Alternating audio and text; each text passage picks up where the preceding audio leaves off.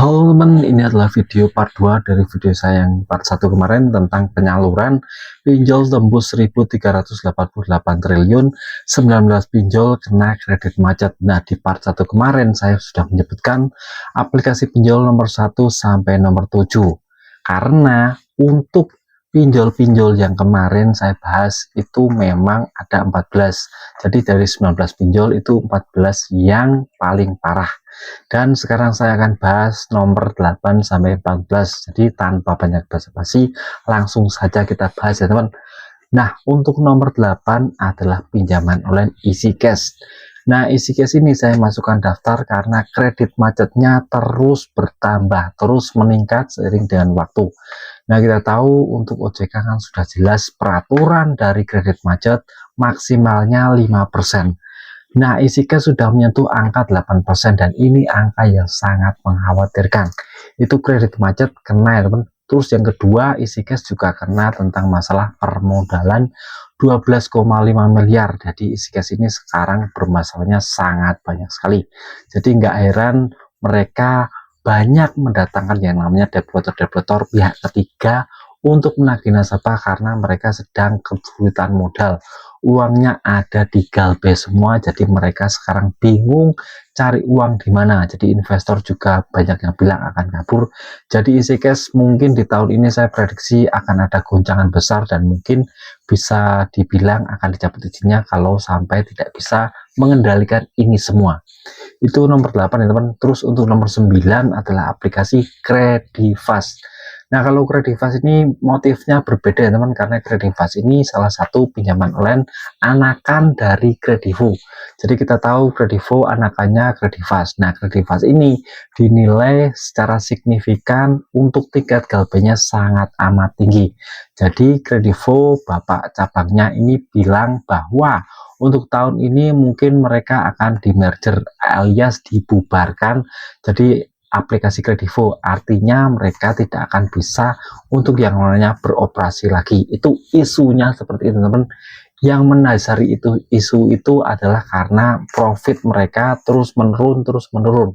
Mereka tidak akan bisa untuk bekerja lagi atau memulai usahanya jika profitnya semakin hari semakin menurun.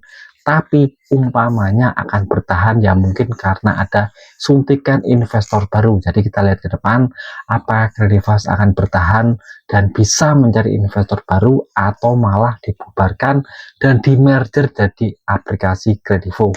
Istilahnya disatukan seperti itu teman. Jadi kita lihat ke depan untuk update-nya saya akan berikan di video-video selanjutnya. Itu untuk yang ke-9 teman. Untuk yang 10 adalah aplikasi OVO PayLater. Nah, OVO PayLater sekarang kita kan sudah jarang lihat ya teman. Kenapa? Karena OVO semakin ditinggalkan penggunanya.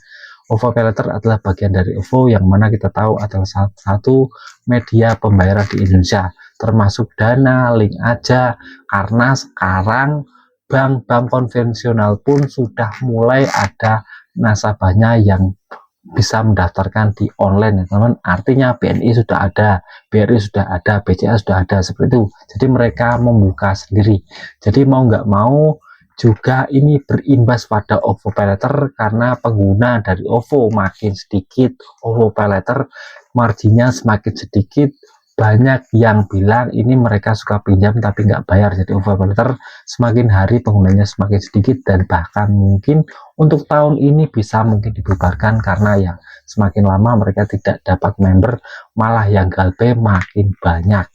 Dan di tahun ini kita akan lihat OVO PayLater akan bangkrut teman. Terus untuk selanjutnya nomor 11 adalah aplikasi Bantu Saku. Nah, siapa yang nggak kenal Bantu Saku? Iklannya banyak di mana-mana, di YouTube ada, di Facebook ada, di Instagram ada. Mereka sekarang sedang fokus mencari yang namanya konsumen baru. Karena ya intinya mereka ingin meningkatkan traffic untuk membernya. Itu fungsinya cuma satu, menarik investor. Artinya mereka modalnya kurang. Untuk permodalan 12,5 miliar itu tidak bisa mereka kejar. Jadi mau nggak mau mereka harus cari investor baru, salah satunya dengan pasang iklan di mana-mana. Nah, kalau masalah galbay gimana Bang? Bantu Saku. Nah, Bantu Saku galbaynya juga bermasalah. Banyak yang bilang ini sudah menyentuh 5% lebih. Jadi sangat berbahaya untuk bantu saku. Di kemudian hari kalau tidak bisa memitigasi risiko, bisa saja kena somasi dari OJK, bisa dibekukan, bahkan dicabut izinnya. Jadi harap waspada bantu saku, kamu sedang diincar OJK. Terus nomor 12 ya teman, adalah aplikasi yang terkenal di banyak sekali media, yaitu Krediwan. Nah, Krediwan kan sedang rebranding ya teman. Yang kemarin kan namanya 360 Kredit, sekarang jadi Krediwan. Nah, aplikasi ini terkenal galbanya sangat tinggi sekali. Kenapa? Karena mereka suka banget yang namanya memberi limit tinggi kepada orang baru. Jadi orang baru dapat limit tinggi ya langsung saja pinjam yang banyak dan tidak dibayar seperti itu teman.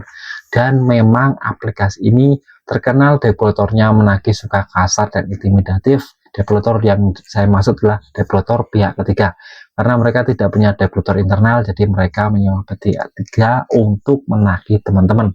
Jadi ini yang menjadikan Krediwan bermasalah. Tingkat GLB itu tinggi sekali. Jadi mau nggak mau mereka akan mengerahkan developernya. Dan di tahun ini banyak yang prediksi aplikasi ini juga akan gonjang-ganjing karena permasalahannya sangat amat kompleks sekali. Mereka juga tidak bisa menyanggupi permodalan 12,5 miliar ya teman. Itu untuk yang ke-12. Nomor 13 ya teman. Langsung saja nomor 13 adalah aplikasi Bukalapak Paylater. Nah, kita tahu Bukalapak sudah bubar, sudah resmi ditiadakan di Indonesia, hilang dari peredaran. Nah, ini imbasnya kepada yang namanya Bukalapak Paylater karena ini adalah salah satu bentuk dari paylater di Bukalapak. Artinya kita bisa pinjam atau kredit barang di aplikasi Bukalapak melalui Bukalapak Paylater ini. Dan kalau Bukalapak sudah bubar ya Bukalapak Paylater otomatis juga akan dibubarkan. Dan ini sudah secara resmi sudah membentuk tim dan mereka akan dibubarkan secara massal ya teman. Jadi buat teman-teman yang punya tagihan di Bukalapak Paylater, santai saja, mereka sudah bubar. Nomor 13, nah yang terakhir nomor 14, ini aplikasi yang sedang tren sekarang karena banyak sekali yang pakai dan mungkin hanya orang terpilih yang dapat. Ini adalah Dana Paylater. Ayo siapa yang pakai Dana Paylater? Nah, Dana Paylater sendiri itu adalah salah satu paylater dari aplikasi Dana yang kita tahu memang aplikasi yang paling besar untuk masalah pembayarnya.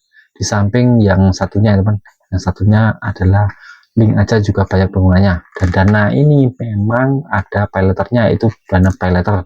Aplikasi ini memang khusus untuk orang yang sudah punya riwayat pinjaman yang banyak, dia sudah pakai Dana sejak lama. Jadi untuk orang atau member baru tidak akan dapat yang namanya Dana Paylater.